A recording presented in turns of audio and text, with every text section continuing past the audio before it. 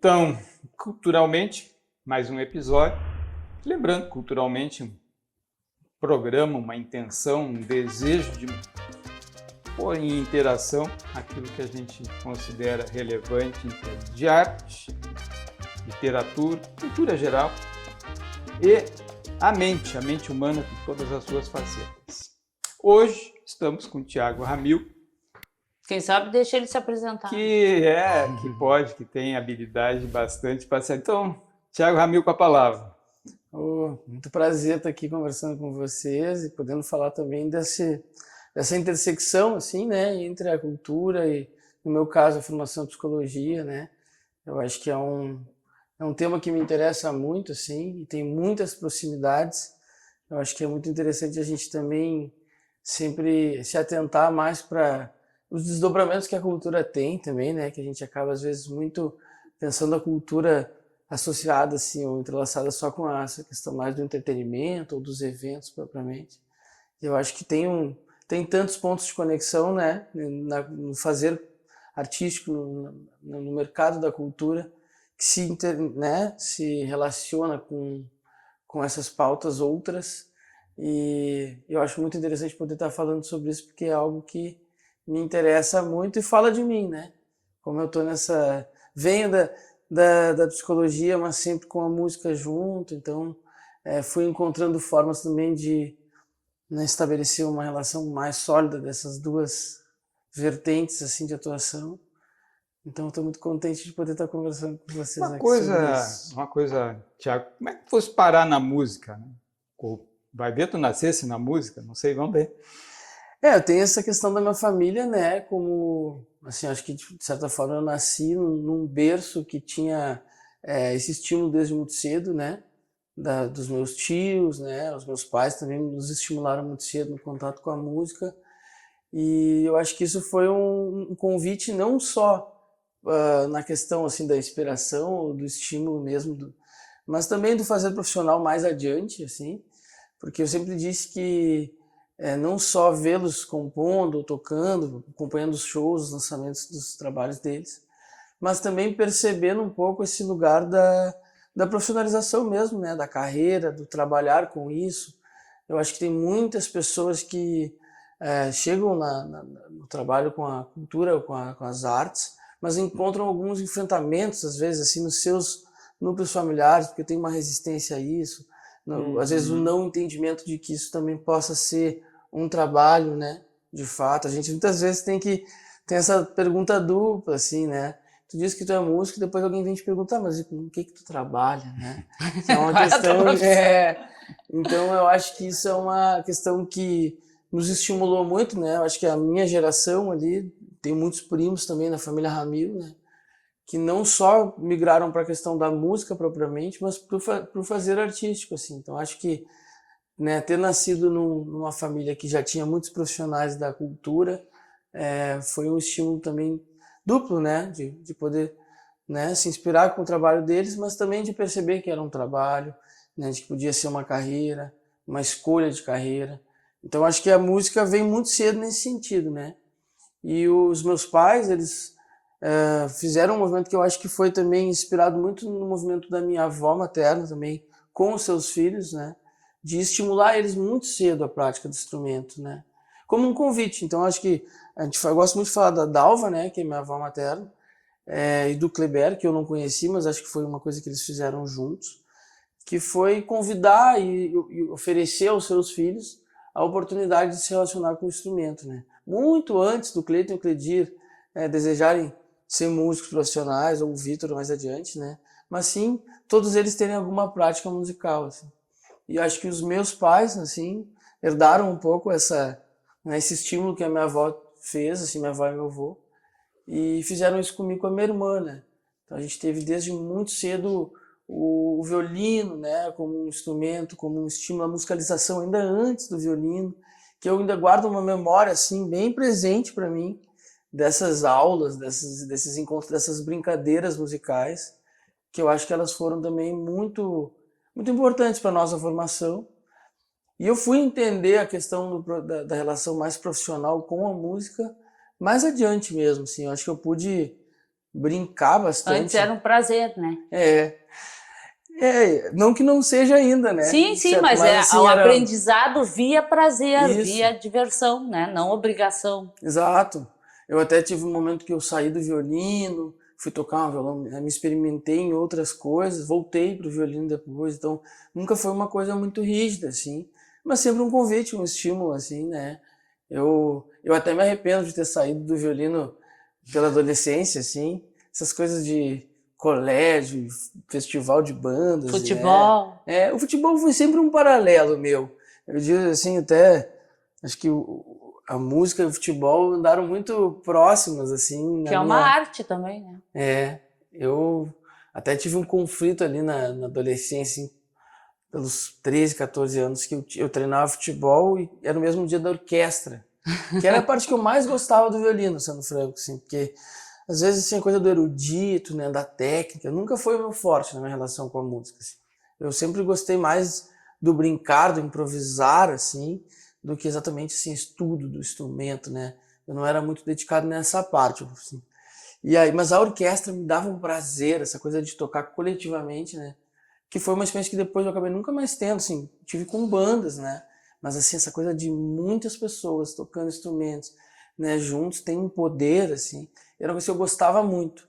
E aí eu tive um momento de conflito com a música e o futebol, era no mesmo dia, o treino, o horário, aí eu me lembro de ligar pro meu pai, assim, me chorando, assim, agora, o que eu vou fazer, né, como é que eu vou fazer esses momentos que começam a conflitar um pouco a coexistência das coisas, né. Mas a gente deu um jeito, eu ia uma semana num, outra semana no outro.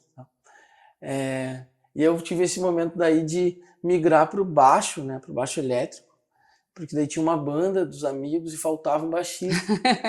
E aí eu fiz esse movimento de tocar baixo, e aí nesse momento eu acabei saindo do violino. E eu me arrependo um pouco mesmo, assim. Não que, assim, não é um grande arrependimento na minha vida, mas eu me arrependo porque o violino é um instrumento muito exigente, né? Muito técnico.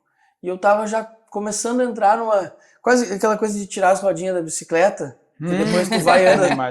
Eu tava bem nesse momento, assim, eu acho, e eu acabei saindo. E a Guti, a minha irmã, né, seguiu, e até hoje ela toca. Ela nem toca tanto violino, mas hoje ela toca mais a rabeca. Mas ela chegou a um nível técnico que ela conseguiu levar adiante sem precisar exatamente seguir muito o estudo, né, e tal. Então é um ponto assim, eu até peguei esse termo de uma rabeca, mas voltar para o violino é muito difícil, eu acho, porque é um instrumento muito exigente. Então eu teria que me dedicar muito. Sim. E aí, bom, aí minha vida andou para... Minha relação com a música também andou para outros lados, né, muito mais para composição mesmo do que da prática como instrumentista, assim. Eu ainda gosto, para mim a música mais legal que eu adoro é a Mora, né? Sim. Até tava hoje mesmo, à tarde, tive uma coisa muito legal, que também são uma das coisas que eu gosto muito também, é quando o nosso trabalho inspira outros trabalhos de outras áreas, né, desse universo, assim, do fazer artístico. E aí eu recebi uma notícia muito legal essa semana que hoje inaugura uma exposição aqui em Porto Alegre, acho que, né, acho que a Galeria 506, posso estar errado sobre o nome, mas que o nome da exposição é Pulso à Gravidade, que é um verso da música Mora, né?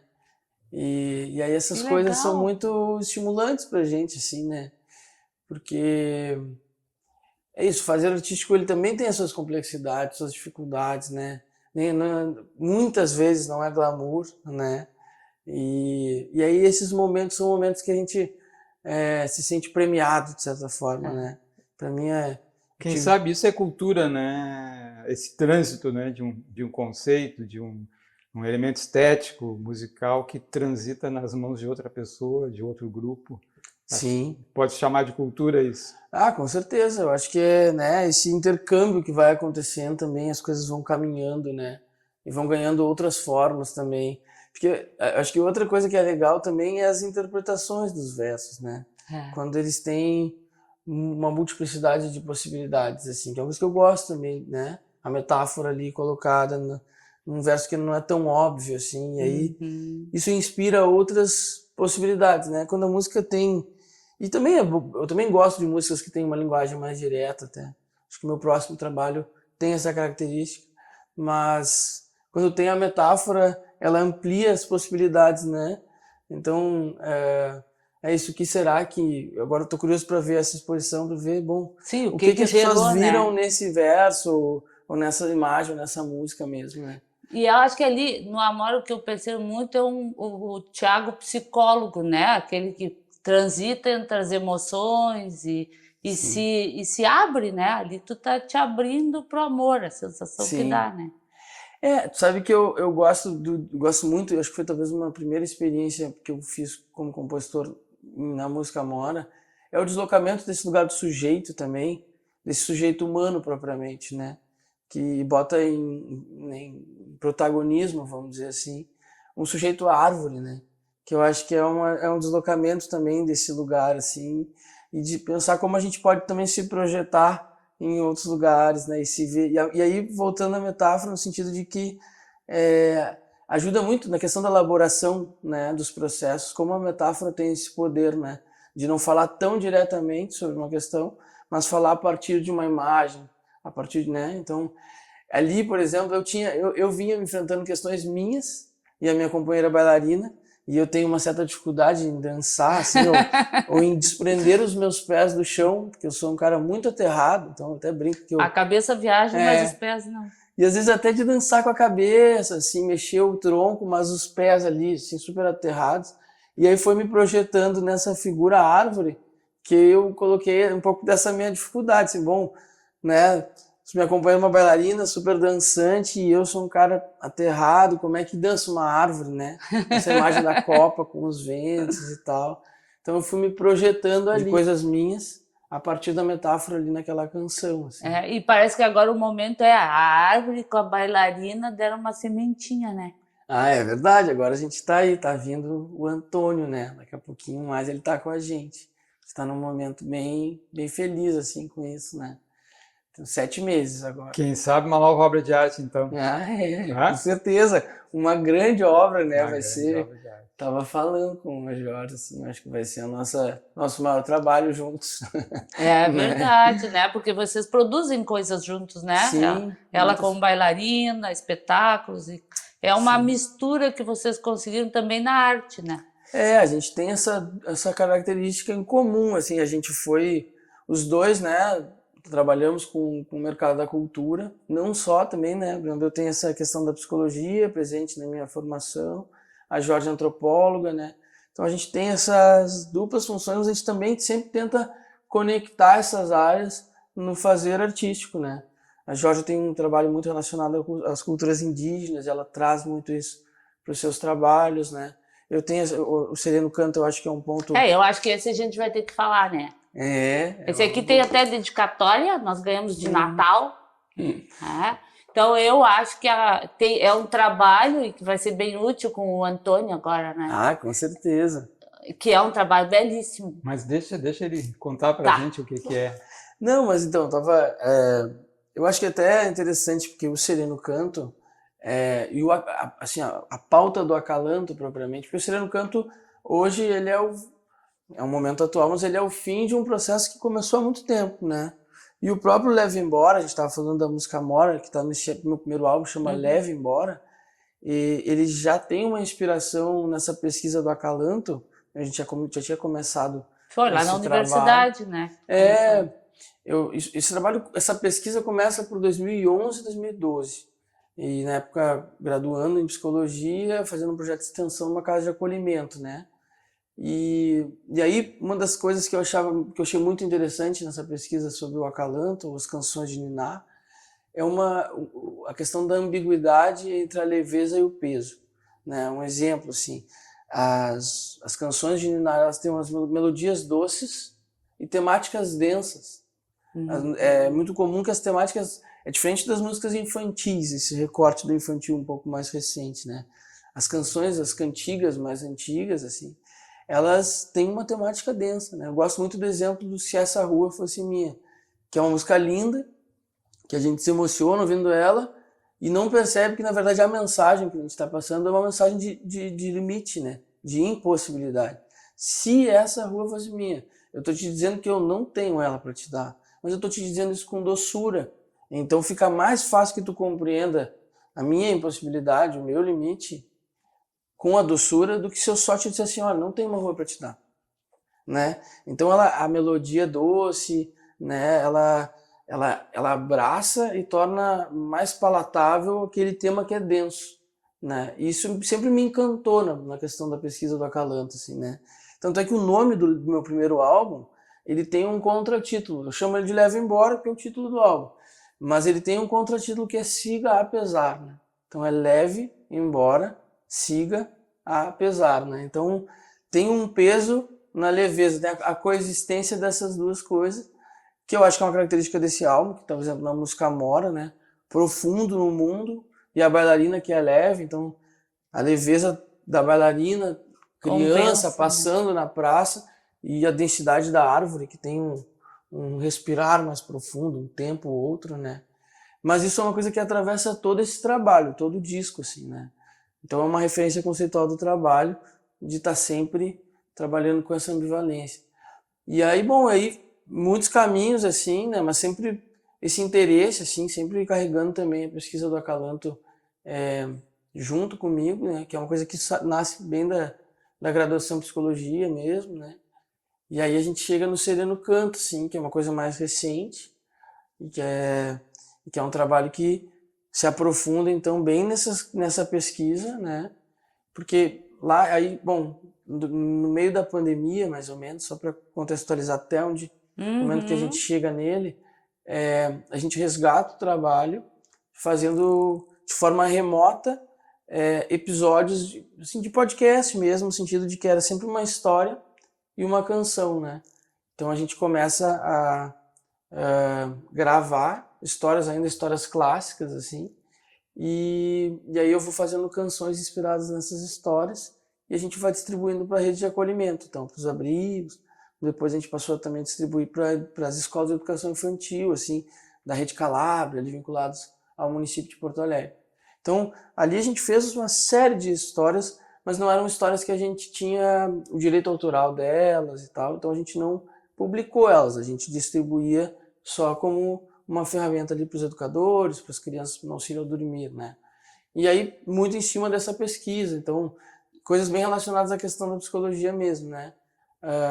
Por exemplo, a voz sussurrada como um elemento de intimidade, né? Ela traz, eu sempre digo quando a gente vai para os espaços assim, que a voz sussurrada ela traz as pessoas para perto, né? Diferente se eu falo mais forte assim, porque a intenção é outra, né? Então a gente tem essa coisa da intimidade, tem uma coisa de um embalo cíclico também na canção, né, no dedilhado, né, que são elementos bem importantes também dessa pesquisa, porque também dá uma segurança na questão da presença e ausência, assim, se a gente fosse fazer um paralelo com a psicanálise, a questão aquela do fordar, né, que o Freud traz, do objeto que a criança joga, daí pega de novo e joga, que é como uma elaboração da presença e ausência a partir do objeto, né? Tem um autor muito interessante também, um psicanalista francês, assim, que vem um pouco da vertente do Lacan, que ele traz isso como se fosse isso a partir do ritmo, né? Então a presença e a ausência, né, do som, como algo que vem antes mesmo desse momento da criança jogar e buscar, né? Então é um embalo cíclico, né, e estável, assim. Então eu gosto muito de, quando eu vou falar disso, por exemplo, falar do reggae, que é né, é muito comum, assim, ouvir algum pai, alguma mãe dizer que os filhos ficam muito tranquilos ouvindo Bob Marley, por exemplo.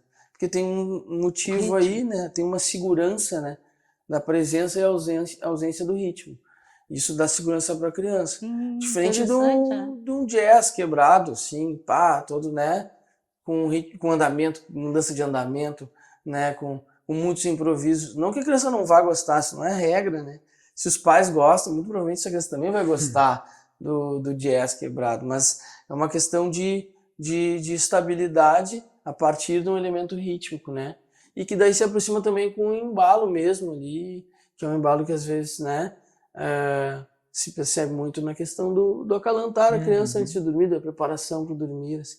Então é como se trazer para a música esses elementos que envolvem a preparação para o dormir, né? E aí a gente sempre falou, eu e o Raul, que é meu parceiro também de pesquisa, né, desse trabalho, também é psicólogo na formação, que enfim, que o acalanto ele é muito mais que a cantiga de ninar, porque a gente, se vai procurar na literatura, a gente vai ver muitas associações entre acalanto e cantiga de ninar. A gente sempre gostou de pensar o acalanto como uma prática mais ampla, assim, né? Aqui a cantiga de ninar é um elemento que compõe a prática do acalanto, mas que o acalanto é um conjunto de práticas, né, que envolvem essa preparação para o dormir. E aí, bom, tem um universo aí, a questão do dormir como um ponto sensível, né, como uma morte narcísica, que eu acho um verso, uma imagem bonita, assim, né, não se ver visto é uma morte narcísica, né, e a gente, quando fecha os olhos, a gente perde a referência do outro. Então tem muitas coisas nessa pesquisa, né, que a gente vem maturando cada vez mais, assim, e conseguiu colocar isso também numa prática artística e cultural, assim, né? Então, eu acho que isso é um ponto que eu gosto muito, assim, de pegar uma pesquisa de um universo mais teórico e até inicialmente acadêmico, e aí materializar ela num trabalho artístico mesmo, né? Então, e é isso, aí a gente lança em 2023 uma série que é com histórias autorais de artistas aqui do estado, que a gente convida para escrever essas histórias. Tem também histórias de povos indígenas, então histórias tradicionais, né? E aí a gente compõe as canções inspiradas nessas histórias, são 7, e aí lança o livro no ano seguinte, né? Então ele é, digamos que, um resultado de uma pesquisa de muito tempo e uma materialização dela, assim, né? De colocar, conseguir pegar esses elementos teóricos e práticos também, da experiência prática com as crianças nos espaços que a gente foi passando, e aí consolidar isso nesse trabalho, nesse livro. Pode-se dizer que essa obra é uma caixinha de música? Eu acho que sim, até porque a gente teve um complemento nele, no físico, diferente do digital, que foi também conseguir colocar as partituras, né, com as cifras, que é uma coisa que eu sempre quis fazer com os meus álbuns, nunca consegui fazer. Com o Sereno Canto a gente conseguiu, né? Então também eu acho que é um livro muito musical, porque além das partituras, para aqueles que têm a prática do instrumento, querem estudar, aprender as músicas, todas as histórias também têm um QR Code que leva para a contação da história. Isso eu achei muito legal. Tu bota ali e tu escuta. Sim, que eu acho que isso diz de musicalidade também. Por exemplo, as histórias indígenas, né? A gente não entende o significado das palavras, a gente não conhece o significado das palavras. Então, quando a gente escuta, ela só a prosódia das palavras, é só a sonoridade das palavras. Mas a gente começa a se relacionar com uma língua só com o som da palavra. Depois que a gente vai emprestar significado àquele som e vai associar uma coisa com a outra, né? Então, eu acho que também, nesse sentido, tem essa potência no trabalho, porque e aí tu vai ouvir a história com um fundo musical também, né? Então, eu acho que é um livro que... É um livro bom para ler antes de dormir. Certamente, esse é o objetivo maior dele, né? Mas não só. Eu gosto de dizer, assim, também, que até mesmo quando a gente vai nas escolas de educação infantil, que tem a hora do sono e tal, mas que às vezes tem uma resistência de que as crianças não querem dormir. As crianças têm a resistência, mas também os pais às vezes têm uma resistência. Diz que não, mas meu filho não gosta de dormir de tarde, né? E eu entendo, acho que cada criança tem o seu ritmo, enfim. E aí eu gosto de dizer também que não é só para o dormir, né, propriamente, mas também para o serenar. Eu gosto desse termo, porque às vezes a criança não vai chegar ao ponto de dormir e não quer dizer que não teve êxito. Se ela já descansar é um processo meditativo, né? Baixar as ondas cerebrais e tudo isso. Isso. E todo o universo, assim, da metáfora também, que a história ou a canção estimula na criança, né? Muitos diálogos, assim, muito interessantes com as crianças sobre os temas das histórias, né? Tu vê como é um lugar de projeção delas também, né? Essa abertura de campo da metáfora, assim, né? Como eu estava falando para mim da Amora, quando a gente empresta uma história que tem esse universo metafórico, assim, a criança se joga ali em algum ponto e aquilo ajuda ela na elaboração do seu próprio desenvolvimento, assim, né? Nas suas complexidades que ela está vivenciando. Então, é muito comum, assim, uma criança se apegar a um trecho da história, ou pedir para repetir, né? De novo, aquela história. De novo. eu quero aquela história. Não, vamos ouvir a outra. Não, eu quero essa história. Porque aquela história está conversando com ela, né? Tem ali um ponto de conexão com algum momento dela, de elaboração. Então, eu gosto muito do Sereno Canto, assim. Eu acho que ele vem no contratempo também da contemporaneidade, Bah, né? total. Porque tudo tão acelerado, tudo tão visual também, com essa questão das telas, assim. E aí é um trabalho que ele tem Puxa para trás, né? Ele é lento, tem essa questão dos tempos alongados, né? As músicas tem lá 5, 6, 7 minutos, né? Coisas que, se tu vai pensar o mercado da música hoje, e esse universo, por exemplo, do TikTok, que é uma coisa que interfere muito no mercado da música, as pessoas hoje fazem músicas de 2 minutos e meio no máximo, e tem um recorte de 30 segundos que é para encaixar no vídeo, né? E às vezes tu nem conhece a música toda, tu conhece os 30 segundos que tu ouviu no vídeo e que todo mundo dançou, né? Já é uma estratégia de lançamento também. Tu vai ver assim, um trabalho como o da Anitta, vamos pensar assim, né? Tu vê que já lança uma música com uma coreografia, porque tu já tem uma ideia de que ele vai funcionar num TikTok, né?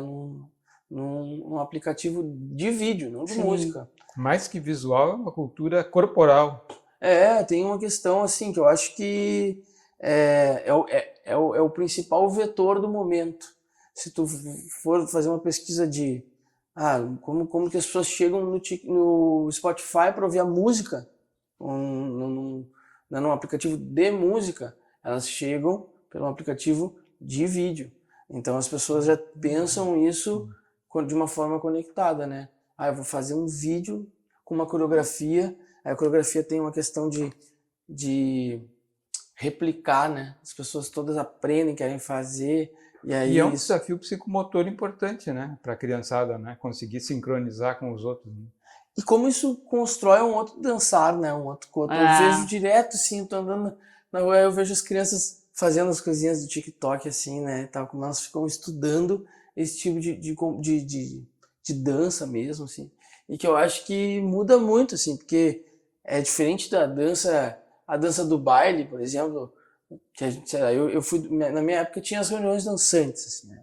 Sim. E era diferente, tu não tá dançando com um grupo, tu tá dançando para uma tela, ela tem que encaixar naquela tela ali, ela tem um ritmo, ela tem então, já tem referências anteriores, é muito diferente, assim, eu sinto que é uma dança, nem no sentido de fazer a crítica, mas ela tem um pouco encaixotada, assim, nesse ângulo, né, nessa dinâmica, nessa disposição, tu vê que a interação com a câmera às vezes vai para frente, vai para trás, tem uma coisa de circular que entra tudo é uma questão que é por causa desse quadro, né? Mas é diferente de educar, né, a criança, tipo o acalanto, assim, ele te traz para aquela fase que os teus pais fizeram contigo, de te possibilitar conhecer a arte da música, aprofundar, né? Então é um caminho hoje que tu possibilita para as crianças, por exemplo, poder construir o som com a imagem, com vivenciar aquilo ali, então amplifica muito. Em termos musicais, parece que aqui, a sensação de leigo, tá? Tu tá dando uma possibilidade da criança se descobrir, talvez não pro violino, talvez pro violão, talvez pro piano, talvez...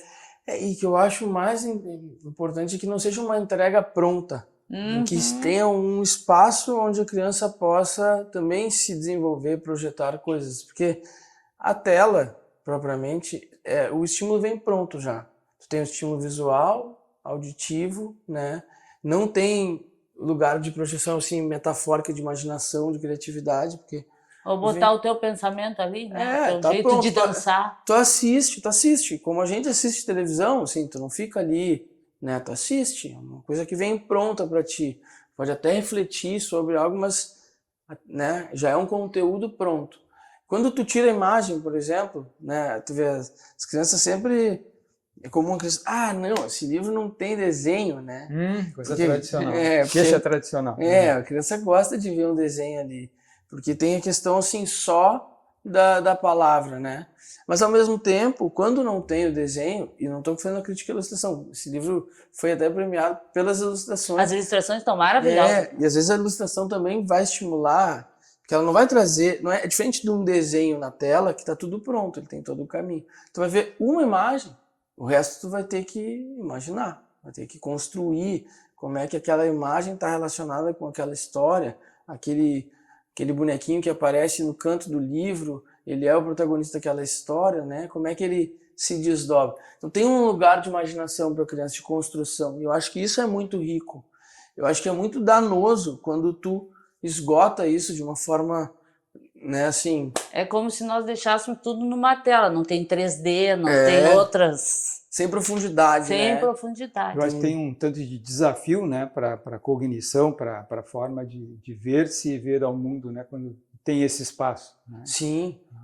Traz um desafio. Com certeza. Eu acho que assim, não está dado, né? E aí também, às vezes, a criança, se ela é muito estimulada com essas coisas prontas, ela não quer nem exercitar isso mais, porque ela já quer aquilo pronto, né? A nossa imaginação, a capacidade da gente imaginar, né, devanear, assim, que é uma coisa que está muito relacionada ao fazer artístico, deslocar, né, devanear mesmo. Eu gosto, assim, a minha mãe é uma figura de muito devaneio, né, você sabe bem, né, e eu acho que isso é uma coisa muito interessante, assim.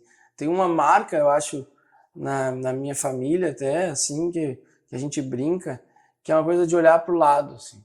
A minha mãe faz isso, não faz tanto, mas assim, o Cleiton faz muito, o Caio, meu primo, faz muito, que é olhar para o lado assim e tu vê que Tá o viajando. pensamento está longe, né? Essa capacidade de se sair daqui e ir para um universo de pensamento é uma coisa que eu acho que é muito importante para o nosso desenvolvimento. Nem sempre é desatenção, né? Às vezes é busca de um outro... Que eu acho que o fazer artístico tem muito disso, quando a pessoa consegue entrar em estado de devaneio, assim, para sair um pouco desaterrar um pouco, sair um pouco né, achar a profundidade, né, não ficar só na primeira camada, assim, das coisas, né. E eu acho que quando a gente estimula a imaginação da criança, a gente está estimulando também a criatividade dela, porque imaginar é criativo. Interessante a imagem da fotografia, né? Pensamento também pode ter aquela dimensão do tamanho do campo, da profundidade de campo, onde outras sobreposições, outros planos estão disponíveis, desde que a pessoa seja estimulada para isso, que não seja a imagem chapada. Né? Exato. O pensamento chapado. Não, e tu vê a questão, por exemplo, da fotografia e do vídeo, né? Que eu acho que são tempos diferentes. Assim, hoje em dia, a gente tem registro de vídeo de tudo, praticamente. Sim. Fácil, é acessível, tu bota um vídeo, e aí ali tu quebra um pouco a projeção sobre uma fotografia. Antigamente tu via uma foto, a foto do aniversário do fulano, tal. Aí tu lembra daquele dia, porque a foto te leva pra lá, te puxa. Mas a construção da tua memória, ela não é, ela é factual, né? Ela é Eu gosto muito de uma diferenciação que o Lacan fez entre o fato e o dito. Ele diz que o fato está sempre perdido. Resta o dito sobre o fato, que é sempre uma elaboração sobre aquilo, né? E que é mutável de pessoa para pessoa. Exatamente. Então, assim, a memória daquela festa ali, a tua é uma, a tua é outra, né? Mas se tu tem um vídeo de toda a festa, tu limita um pouco a tua possibilidade de memória, porque, eu achei que era assim, mas e até as percepções, né? O vídeo tá mostrando... Até uma decepção, né? E que eu acho que são coisas da contemporaneidade, assim, né? Antigamente uma foto, as memórias são também criações nossas, né? Elas não são reais. Elas se atravessam com fatos, os fatos inspiram elas, mas a gente, né, inventa tantas coisas, né? E que é importante que a gente invente, assim. Sim. Eu acho que esse excesso de estímulo de tela, essas informações tão prontas, elas têm reduzido muito a capacidade criativa do ser humano, de uma forma geral, sabe? Bloqueia, né? Facilitado a repetição, né? Isso, a imitação e a repetição. Não vai mas além. É um assunto que é importante da gente comentar, né? Que é para as crianças, e isso eu queria entrar um pouco, porque eu gosto muito do teu trabalho com as comunidades mais carentes, né? E levar isso para eles. Eu nasci no interior lá de Bagé e meus pais muito simples, operários. Eu não tive acesso à música. E isso é uma coisa que hoje eu adoro música, mas sou zero esquerda. Deus o livre, né? E eu vejo que tu possibilita isso. Eu pensei, se eu tivesse um cara assim lá no interior, eu não sei, né, lá onde eu nasci, lá numa vilinha longe da cidade, imagina, teria um mundo que eu achei nos livros, eu achei nessas possibilidades que a biblioteca está aberta e tu ia atrás. Mas tu vê, cara, como o Tiago falava antes, o Tiago passou, me parece, Tiago, por uma alfabetização suave e, digamos assim, inspiradora, né? Musical, estética, né? Então, lembrar-se que a mãe devaneia, né? Os tios devaneiam, né? Com espaço respeitado, né, para o devaneio de uma criança que cresceu entre futebol, música, muito estímulo e essa receptividade. Mas eu fico sempre pensando como tem gente que diz, eu não sei desenhar. Sim, não foi alfabetizado em desenho, não sabe fazer os elementos mínimos.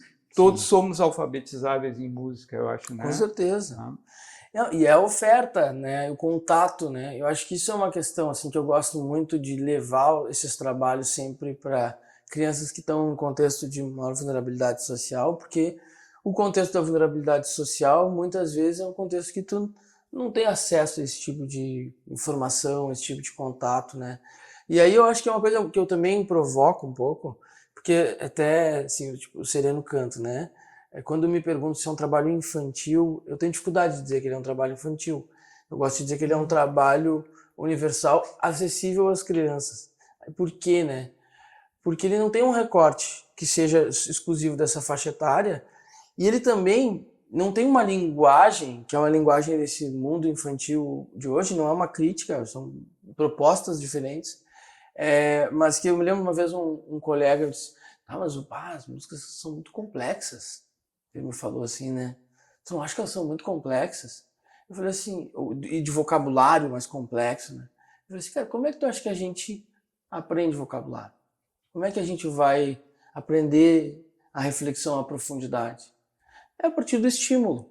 Se eu não estimular essa criança, se eu não realmente essa palavra que talvez ela não conheça, talvez ela tenha de fato um vocabulário mais reduzido, porque ela não foi, né, não acessibilizou essas coisas, né? Então, assim, tem uma coisa que eu gosto muito, assim, que acho que foi uma experiência muito legal que a gente teve recente também com o Sereno Canto. A gente fez a gente sempre tenta levar as instituições para os espetáculos, conseguir algum transporte, trazer alguma instituição de alguma região mais periférica para assistir ao espetáculo. E a gente fez um trabalho com centros humanitários de acolhimento, que foram esses centros construídos para o pessoal que foi vitimado da enchente. E lá foram algumas famílias no espetáculo que a gente fez no Salão de Atos da URGS. Aí é uma experiência assim, a primeira vez que não só as crianças, mas os pais estavam indo a um teatro, né? A ver a iluminação cênica, a cenografia, né? Um roteiro de espetáculo, né? E eu também gosto de que, sim, isso é democratização de acesso, né? Mas não é só, a democratização de acesso não é só a gratuidade. Olha só, é gratuito, vem. Não, é ir lá, buscar essas pessoas que não iriam e trazer elas para esse universo. Permitir a presença, né? Porque isso é transformador, entende? Essa experiência, ela é transformadora. É uma memória que se consolida ali e depois faz onda, né? Então, assim, ofertar isso para que, enfim, que se gere esse desejo, esse interesse. Pode ser que não evolua para essas coisas, mas vai ter uma experiência com isso, né? Grosseiramente comparando, é como o futebol varziano, né? Que vai lá para dentro da comunidade, vai para o lado da casa da pessoa. Né? E aí ele é muito presente. Né?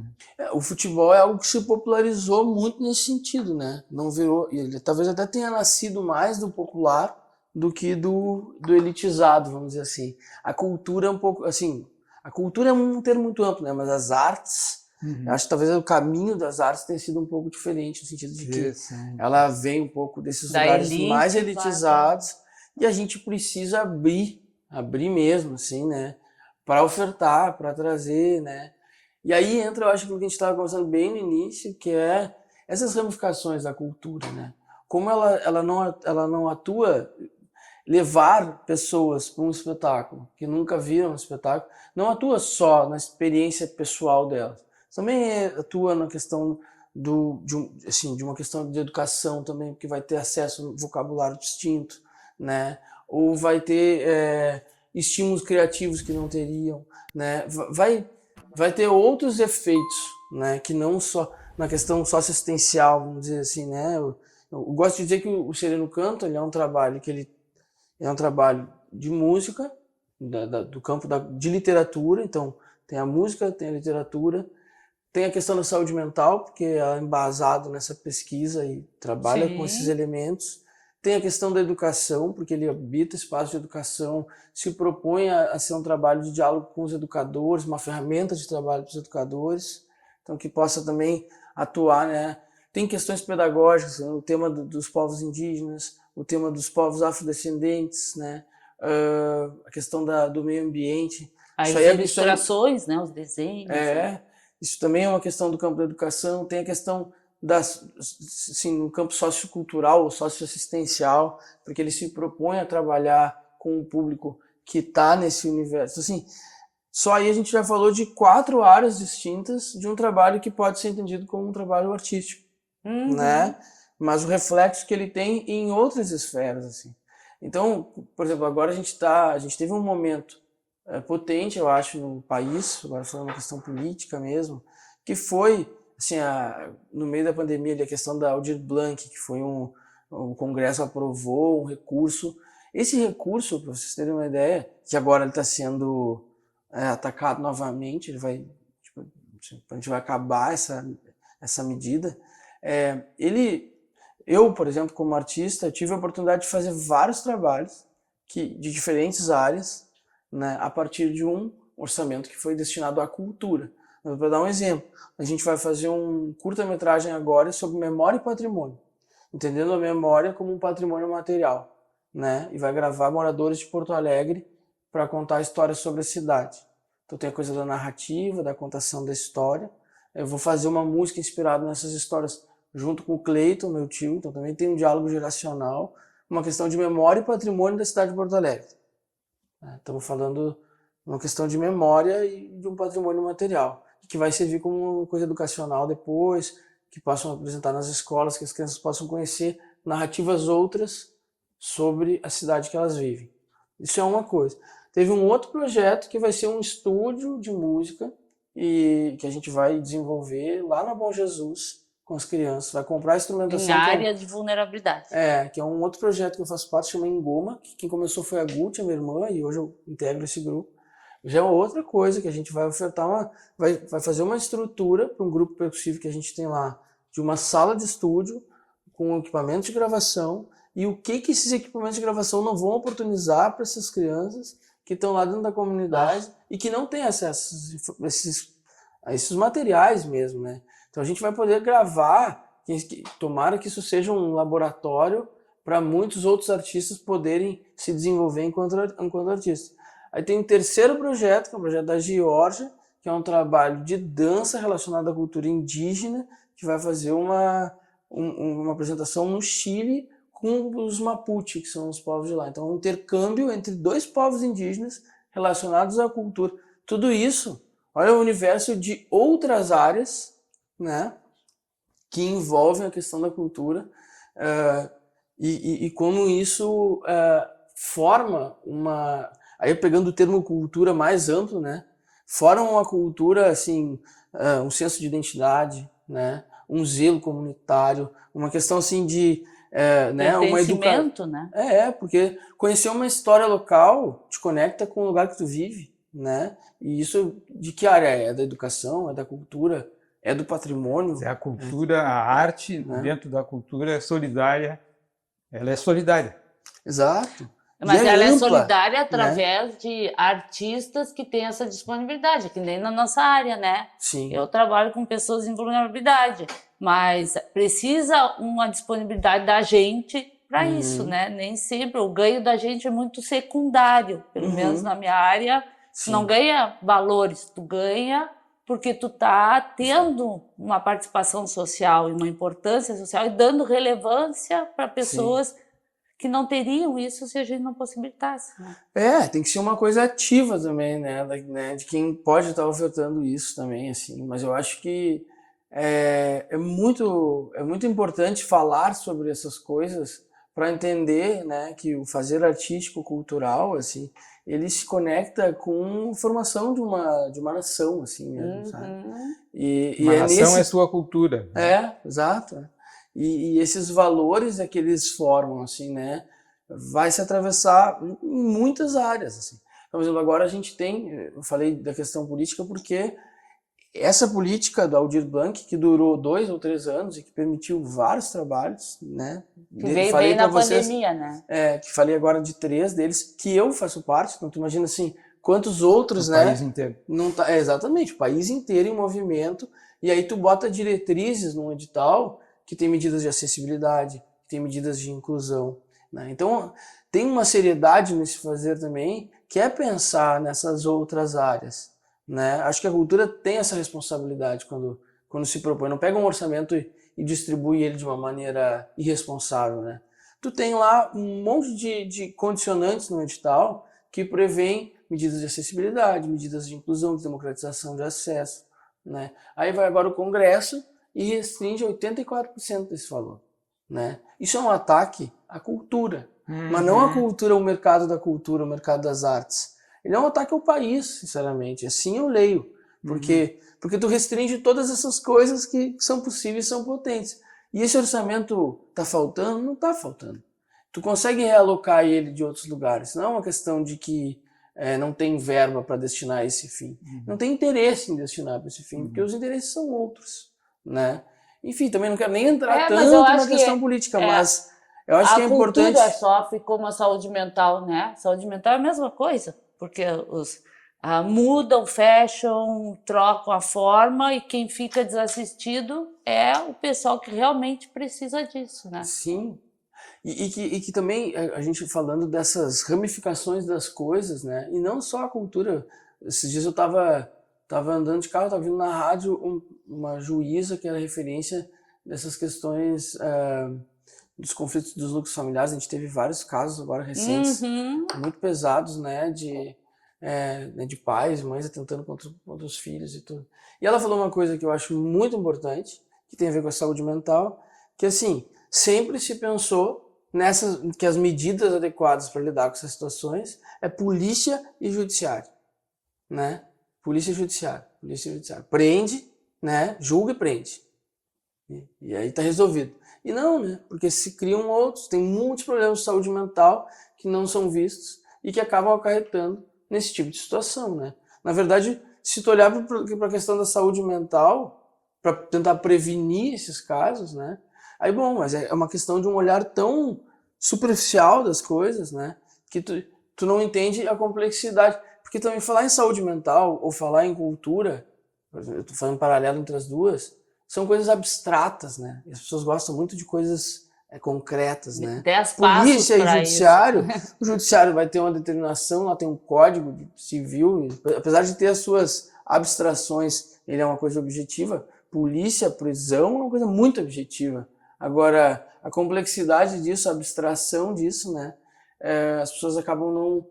Também não é uma coisa de imediatismo, né? É uma coisa de continuidade, uma política com continuidade, para que tu forme uma geração que não tenha tantos problemas de saúde mental, tem que ter... Quantos governos tem que passar e seguir atuando numa mesma linha de entendimento, porque entendendo que isso também não dá muito voto, porque também não é tão objetivo. Essas coisas, né, das áreas mais abstratas, que acabam ficando desinvestidas. Assim. Não, e o quanto, né, a música, a cultura, né, a alimentação, o exercício, tudo isso é saúde mental, né? Exato. É prevenção de agravos de saúde. Mas, eu estava pensando da sobrevivência, né, de um orçamento, de uma proposta de orçamento, como a lei Aldir Blanc permitiu, né? Nos inspira a pensar o quanto é diferente, né, uma política de governo, que é transitória, porque um governo é sempre transitório, e uma de Estado. E uma de Estado, que é aquela que se enraiza na cultura, que serve à cultura e que é incorporada pela cultura. Né? A cultura como um todo. E né? quando se ataca levianamente, né, uma proposta de subsídio à cultura, considerando cultura algo menor ou algo meramente recreacional, né, a gente atenta contra a cultura. Então, esse é um desafio para o político, né? O político que a gente escolhe, que esse político seja um sujeito que pense em projetos de Estado, projetos sustentáveis, projetos que... Mas acho aí, que, enfim, eu acho que reside uma dificuldade nesse aspecto, que é como tu consegue fazer uma medida dessa ser reconhecida, porque o que acontece? Chega na campanha, tu quer dados quantitativos de um resultado obtido. Isso vai te dar voto. E aí, quando tu tem uma política que ela atua muito no âmbito qualitativo, por exemplo, ou muito abstrato, no sentido de não te levantar tantos dados assim, como é que tu faz isso? Ou os dados serão colhidos aqui 20, 30 anos. Exatamente, né? Uma coisa longitudinal, assim. Como é que tu faz valer essa ação para ela ter a sua continuidade, né? É um desafio. O próprio Sereno Canto, quando a gente foi fazer atividades junto ao Centro Humanitário de Acolhimento, eu busquei fazer relatórios das atividades muito detalhados, assim, e entregar para eles semanalmente um relatório, né? Por quê? Porque é um trabalho qualitativo, mas o que eles pudessem ver o trabalho qualitativo, né? Para que eles entendessem que um diálogo que eu tive com uma criança durante a atividade é um trabalho, faz efeito, né? E eles não vão ver isso. E essa criança um dia será pai. Exatamente. Porque às vezes será parte da comunidade mais ativa, né? Não, porque senão fica assim, projeto para dormir, né? Beleza, daí as crianças... Quantas crianças dormiram? Parece que é só esse dado que vale. Sim. O diálogo, que é o mais potente com a criança, como é que tu mensura? Né? Então, é uma dificuldade, assim, que eu acho que a gente precisa... Eu acho que é uma questão que eu preciso aprender a materializar o qualitativo, né? Um outro exemplo que eu gosto muito de trazer, assim, na minha experiência de trabalhar com a rede de acolhimento, às vezes, assim, tu tem muitas doações para casas de acolhimento de brinquedos, muitas coisas materiais, né? E às vezes até tem um hiato assim, bom, brinquedo, porque as pessoas acham que criança precisa de brinquedo, porque isso é um direito da criança, do brincar. E o abrigo tá com uma sala lotada de brinquedo. Aí às vezes até uma questão material. Tu diz assim, não, precisava muito de roupas íntimas. As pessoas não dão roupas íntimas, elas continuam dando brinquedo. Porque a pessoa quer dar, quer ajudar, mas ela não consegue ouvir aquele que ela tá ajudando, né? Qual é a necessidade de ajuda daquele. Mas mais que isso, eu nunca vi, em todo o tempo que eu tive no acolhimento, uma doação que fosse para fins de estudo de alguma criança. É uma coisa qualitativa e não material. Tu não vai tirar uma foto com o estudo da criança para mostrar que tu fez uma boa ação. Tu também não vai mostrar o recibo que tu pagou a escola privada, talvez, daquela criança que estava no contexto de acolhimento, ou um curso técnico para ela poder ingressar no mercado de trabalho. Então, assim, porque isso não é muito palpável. Então, assim, é muito difícil que as pessoas entendam o valor, né, de investir em coisas que são do âmbito qualitativo também, né? E que isso pode virar um dado quantitativo. E vai, porque ela vai ser um adulto, depois ela vai... Tá, mas como mensurar isso no sentido de fazer valer, né, esses outros investimentos, que não tem um ganho pessoal tão imediato, né? Pô, tu dá um brinquedo e tu vê o sorriso da criança com o brinquedo que tu deu e tirar uma foto disso, é um retorno imediato. Tu foi ali, tu comprou, tu deu, acabou, tá dado, né? Agora, investir anos, aí essa criança vai ter uma dificuldade no meio, talvez saia do curso, tem que ter um trabalho para que ela retorne. Um investimento a longo prazo naquela pessoa é muito mais importante do que ela ter acesso a esse brinquedo. É importante que ela tenha acesso a esse brinquedo também, mas não só, né? Ela não vai se desenvolver tanto como pessoa só porque ela ganhou um monte de brinquedo que talvez ela não tivesse no contexto comunitário que ela vivia. É bom que ela tenha. É bom que ela tenha acesso a isso também, mas não só, né? Então ficava lá uma pilha de brinquedo, os brinquedos quebravam rapidinho, porque também quando tu tem em excesso algo, tu também acaba nem valorizando tanto. Então era assim, vai vir outro boneco, daí jogava o boneco na parede, quebrava ele no ato, assim, durava um dia. né?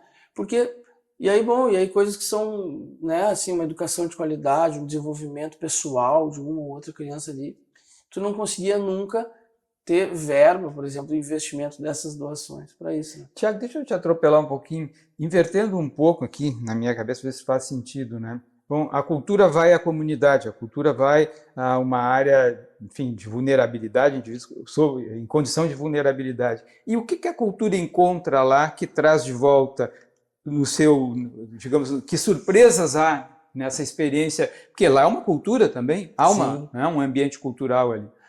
Olha, vou dizer assim, são coisas, a gente se impressiona, né? Porque são muitos talentos que são invisíveis, assim, são muitos saberes que também são invisíveis, né? Porque eles também não estão no lugar de visibilidade e eles ficam lá, né, assim... Porque o que é uma potência? Uma potência é algo que está ali, né?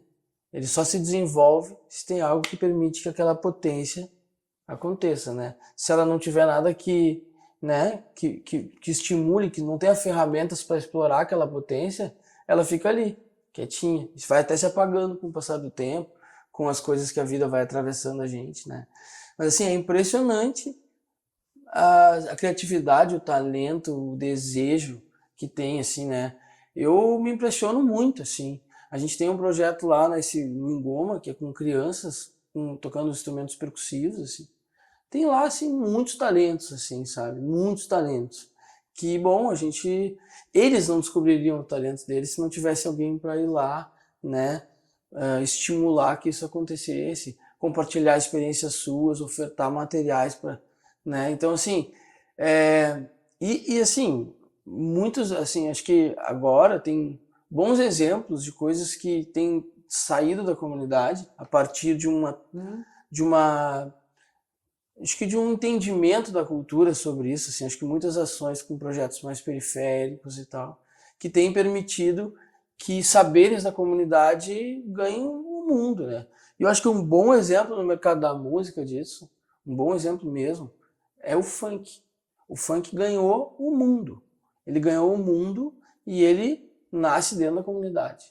Ah, bom, a gente pode ter críticas com relação a alguma letra, ou algum artista, ou alguma questão. Mas o ritmo em si, ele é uma grande descoberta, né? E ele vem de um contexto comunitário, né? Então, assim, quando tu cria dispositivos que permitem que esses saberes que estão lá, quietinhos, essas potências que estão lá pouco exploradas, né, cresçam, olha, eu acho assim, a cultura brasileira mesmo, falando da cultura brasileira no sentido do mercado da cultura e não dessa ideia mais ampla da cultura, ela é muito, muito embasada nos elementos assim da relação com os povos africanos que vieram escravizados, né?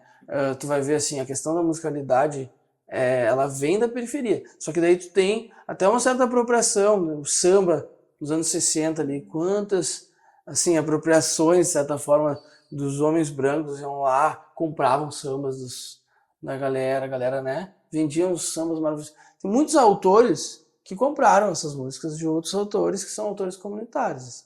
Mas assim, tem como é que eu vou dizer assim, tem uma potência daquilo que também não é tão circunscrito nas suas, né, tem um certo improviso, tem uma certa autenticidade que eu acho que a periferia, de uma certa forma, a comunidade, ela tem muito viva e que quando ela tem a oportunidade de crescer, ela vem e toma conta, sabe? Eu acho que também tem um outro fator nisso, né? No momento que um músico como tu, que tem todo um conhecimento acadêmico da psicologia, tu entra numa comunidade assim e tu és respeitado, aceito, tu os respeita e tudo, isso também te transforma. E daqui a pouco, muito de ti tá compondo algo que tu nem sabe de onde vem, mas tem a influência de lá. Sem dúvida, sem dúvida. Eu agora, meu próximo trabalho, meu próximo álbum, vai ser junto com outro artista, um outro compositor, que é o Dona Conceição. E a gente tem origens muito distintas, né? O John, o nome artístico dele é Dona Conceição, é o John. O John, ele é da cidade de Alvorada, né? Ele vem de um contexto, assim, socioeconômico bem diferente do meu, né? É um cara que se criou em projetos socioculturais como percussionista. é um grande músico, um grande percussionista, né? Que conseguiu se desenvolver na sua prática porque teve acesso a esses projetos, então permitiu que ele se desenvolvesse a partir de alguém que levou projetos para lá, a oportunidade dele se relacionar com esses projetos. E agora no trabalho com ele, por exemplo, né, como compositor, porque são composições em parceria, eu estou aprendendo muito outras possibilidades, outras linguagens, né, quebrando preconceitos que eu tinha também com relação a esse lugar, né, da complexidade no fazer artístico, né, que tem um certo intelectualismo também, uma certa... Eu gosto da metáfora, mas quando é uma metáfora muito cabeluda, assim, no sentido de...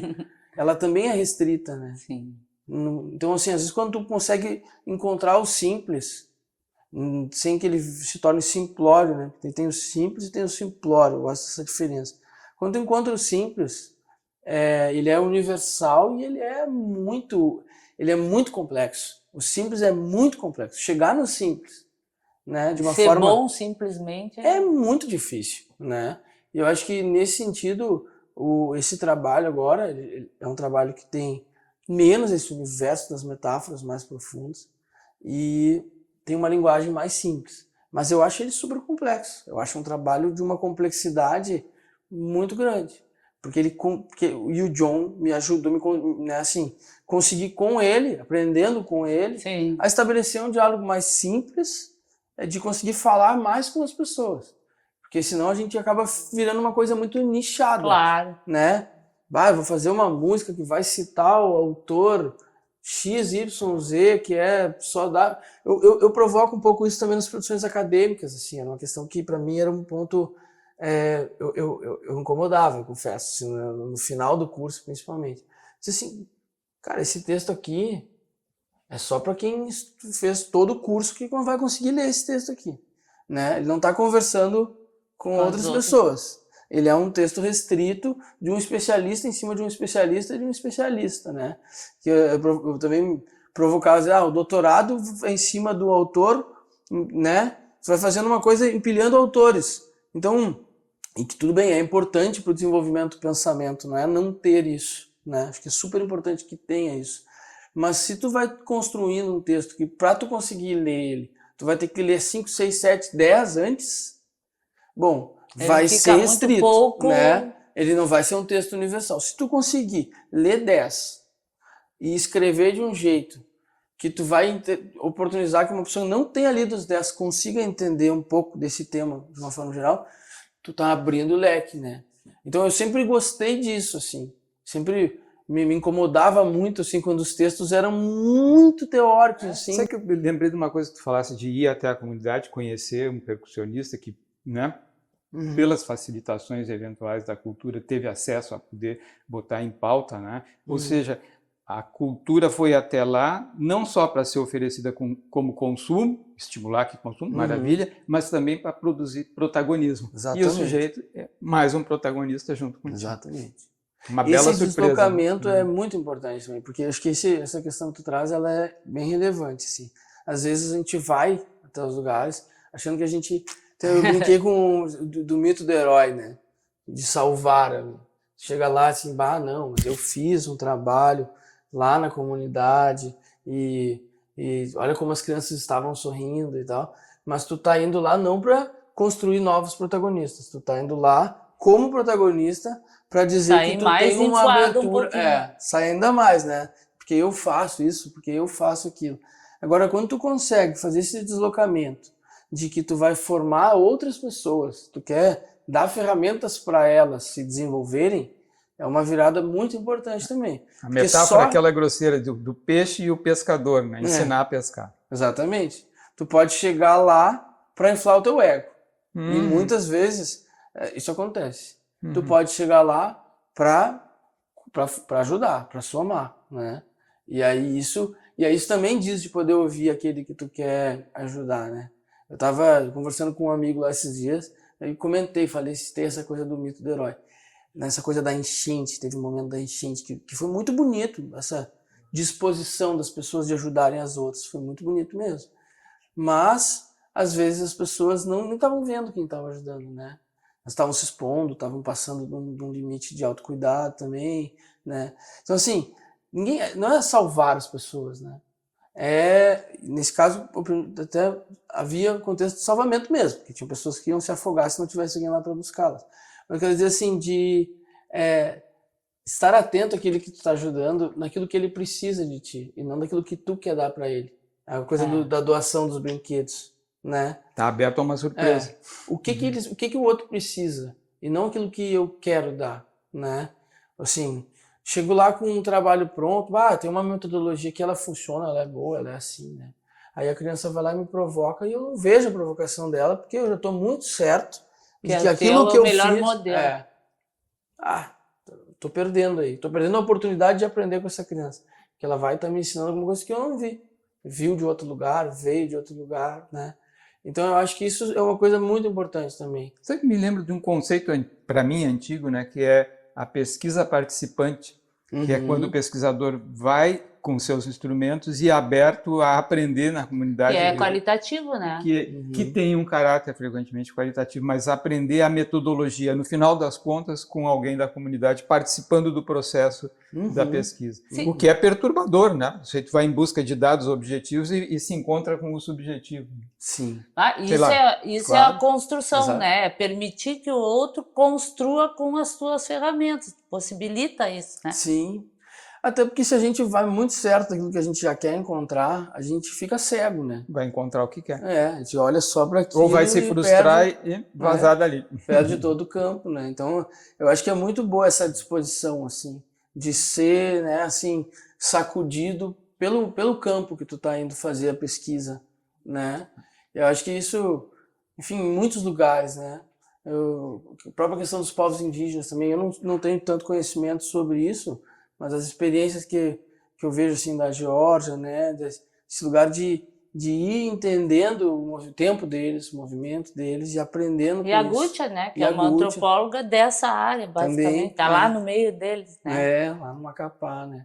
Que eu acho que é uma questão, assim, muitas vezes, historicamente, o homem branco chegou na relação com os povos indígenas para dizer para eles como é a civilização, como civilizar-se, o que é certo, o que é errado, né? E agora a gente está fazendo um resgate nos saberes deles, percebendo que eles têm conhecimentos milenares e fundamentais com relação à questão do meio ambiente, questão da sustentabilidade, a higiene, todo o resto, né? Então, assim, a gente estava achando que estava acertando e talvez a gente estivesse cometendo um grande erro. E eles há alguns milênios acertando. Exato. E como é que sobreviveram tanto, né? Se tivessem tão errados, não teriam tanto porque tem uma cultura, esses dias, BRIC da Redenção, né? Os índios comercializam produtos ali e eu vi duas senhoras conversando num idioma que eu não entendia. Né? Perguntei a uma delas qual era a nação da nossa. Somos guaranis. Ela estava falando na sua cultura, expressa na linguagem, né? Com uma certa musicalidade, inclusive o falar das duas. E eu fiquei, tem uma cultura representada aqui através de uma coleção de palavras. Mas eu acho que a gente tem que liberar o Thiago. Não, mas eu acho que assim, sabe o que me chamou a atenção nessa conversa, Thiago? Que é exatamente o culturalmente que a gente quer, né? Porque assim, o que a gente aprendeu contigo, que não é tão acessível pra gente, né? E que a gente pode transmitir para outras pessoas. Sim. E basicamente, assim, eu vou te dizer, eu acho que o Sereno Canto ajuda gente grande também. Sim. Né? Porque assim, tem horas que tu escuta e que tu tá assim, eu comecei a escutar porque é boa, é do Thiago, então vamos escutar. Né? E aí tu vai te embalando, e acho que é uma das coisas que a gente precisa muito na idade adulta, que é esse aconchego. Me lembrei um pouco do teu pai tem o melhor abraço que eu conheço, né? Aquele abraço de urso, assim. E é a sensação que dá quando a gente escuta o Acalante, aquele abraço de urso. Tem horas que a gente precisa, como gente grande, né? Tu sabe que foi muito legal a experiência que a gente teve no Centro Humanitário de Acolhimento, né? Que acho que a pessoa mais frequente nas atividades que a gente fazia era uma senhora. E ela era uma senhora sozinha lá, ela tinha sido vitimada da questão da enchente, mas ela já não tinha mais rede familiar. Né? Ela não teve filhos, os pais já tinham falecido, o irmão já tinha falecido, e ela não estava conseguindo se vincular muito naquele espaço. Ela tinha uma postura meio conflitiva e tal. E ali Ela foi se conectando com as crianças, no fim ela já levava umas pipocas, dava para as crianças durante a contação das histórias. E teve um momento que ela se deitou no colo das contadoras e dormiu, né? Então, eu acho assim, eu gosto de dizer realmente que é um projeto que ele é para todas as idades mesmo. E eu acho que a dificuldade do dormir, por exemplo, esse ponto sensível do dormir, o medo do dormir, essa morte narcísica que é angustiante, ela é angustiante para todas as idades, para sempre. Ela representa a nossa incompletude, né? É o nosso limite, né? E aí eu acho que só se desenha de maneiras diferentes a nossa dificuldade do dormir. Porque às vezes a gente fica muito apegado ao bebê chorando. O bebê tem dificuldade de dormir, ele chora, a mãe bota no colo ali. Mas aí, se a gente vai pensar assim, bom, sempre quando a gente está mais angustiado em algum momento da nossa vida, vai estourar muito isso no momento de dormir, né? Tem uma coisa tirando meu sono, né? É um ditado, é um clássico, né? E é um fato, né? Então, assim, esse lugar sensível do dormir, ele só vai se reatualizando, né? Conforme os tempos da nossa vida, assim. E aí, essa pesquisa, eu mesmo, assim, se eu estava sem dormir, eu dormi no meio de um episódio, né? É o ritmo da palavra, com essa fala mais lenta. E tu entrar na história e tu vai desligando, né? Vai tendo um outro mundo a teu dispor. Vai te deixando seguro, né? Uma coisa que eu não falei, mas que esses elementos todos é quase como um convite para voltar para o útero, na verdade. Porque no útero a gente embala, né? E tem o coração, escuta, né? Tem um ritmo sempre contínuo. No ritmo contínuo. Então, assim, essa coisa do próprio afago, né? Que a gente também fala durante a atividade, às vezes a criança quer só um toquinho, né? De ficar fazendo ali, ou encostar o corpo. As crianças buscam muito, durante as atividades, encostar mesmo em quem está contando, né? Deitar, como eu falei assim, deitar na coxa, ou tocar a mão, né? É um lugar de segurança, né? Para esse contato, que é bom, no sentido de, agora eu vou adentrar na densidade do dormir, mas de uma forma doce. Por isso a questão da leveza e do peso, né? Eu vou mergulhar nessa escuridão, eu vou mergulhar nessa solidão, nessa morte, mas eu vou de uma forma doce. E eu vou com confiança. Não é dizer para a criança que ela não vai estar só quando dormir. É dizer assim, vai ser difícil. Mas eu tô aqui. Vai ser, enfim, né? Vai que tá tudo certo. Pode mergulhar. Mas tu vê, o Antônio chega na hora certa, né? Ele é um privilegiado. O Antônio será um privilegiado. A mãe bailarina. Já imaginou? E o pai com essa vozinha. Ele já dançou muito com a Jorge na barriga dele. Vai vir, já é um bailarino. Já. Mas uma coisa que me chamou a atenção do teu discurso, Tiago, é que teu discurso é muito estruturado. Né? O tempo inteiro eu estava pensando, o Tiago tem a gente conhece desde criança, a gente não vê que cresceu. Né? É um discurso que é um texto, eu não sei se tu te dá conta, imagino que tu te dê conta disso, espontaneamente emitido, e se a gente gravar e degravar, nós teremos um texto. É o teu estilo de pensar que está muito organizado na fala. Então, parabéns por esse detalhe, acho que a música realmente tem muito a ganhar com essa mente aí. Muito obrigado. Muito obrigada. Pela oportunidade. Então, de poder ver, claro que a gente acompanha isso, né? Tu tens pais muito carinhosos e muito orgulhosos dos filhos. Então, a gente que é amigo, a gente vem acompanhando tudo, passinho a passinho. Né? Então, foi muito bom ter recebido o teu trabalho. Eu recomendo para todo mundo, eu acho que tem que ser conhecido e tem que ser na nossa prática, em casa, com os pacientes. Exato, tu apresenta, mostra de novo para o nosso público. É lindo, né? Muito lindo. Ele é um trabalho belíssimo.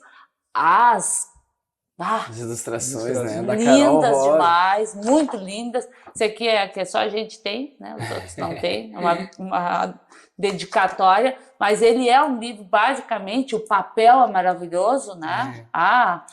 Olha, ele é todo bonito. Ele é todo bonito, né? E ali, quando tu falaste mesmo, né? As partituras, eu não entendo nada. Tenho inveja de quem entende. É uma língua, né? Que nem E isso eu achei muito bom. os QR Codes. E é legal funcionam, isso, tu a pegou gente vai... Uma página que inclusive está escrita em Caingangue, né? Então é uma oportunidade também de não só ouvir a língua e de um outro reconhecer, povo, né? Conhecer. mas ver como ela se organiza de forma escrita. Então, tu também. vê, é um trabalho belíssimo, né? Acho que dá para crianças, dá para adultos, dá para idosos. Eu quero muito trabalhar com os idosos. Eu estou querendo, porque eu acho que nos idosos tem um lugar de memória, de conectar com coisas antigas. Não, e se a gente é uma potente para a saúde mental. É uma coisa que eu defendo sempre. Nós, nas gerações atuais, a gente valoriza. Não somos que nem os orientais são diferentes. Mas a gente valoriza muito pouco essa interação do que o idoso pode ensinar o jovem e vice-versa. Então a gente está perdendo muito de grandes idosos, né? De aprender muito com esse pessoal e a gente também deixa de aprender com os mais. Então, eu acho que isso é muito importante, ter essa fluência entre o mundo do idoso e o mundo do jovem. Né? Então, parabéns, belíssimo trabalho. Obrigado pelo convite, pela oportunidade de a gente estar conversando. Esperamos que o pessoal consiga nos escutar, né? E eu espero que a gente possa, adiante, né, trazer o Thiago com a evolução desse trabalho, que realmente tem um grande... A comunidade já tem uma grande expectativa. A gente está acostumado a ver tudo que é show dele, né? Do primeiro. Então, é um privilégio. Vocês e meus pais, né? Vocês falaram deles, e eu sou muito privilegiado pelos pais que eu tenho, assim, eu acho que isso é uma coisa que é uma marca, assim, minha e da minha irmã, desse lugar de, né, desse afeto, desse interesse, desse lugar um pouco qualitativo, que a gente está falando, abstrato, que é da presença, né, do estímulo. E que isso vale muito, vale mais do que uma sala de brinquedos. Não, e a admiração que eles têm pelos filhos, né? O orgulho, a admiração, o respeito, acho que muito bem fundamentado. Então, Maravilha, muito obrigada. Eu que agradeço.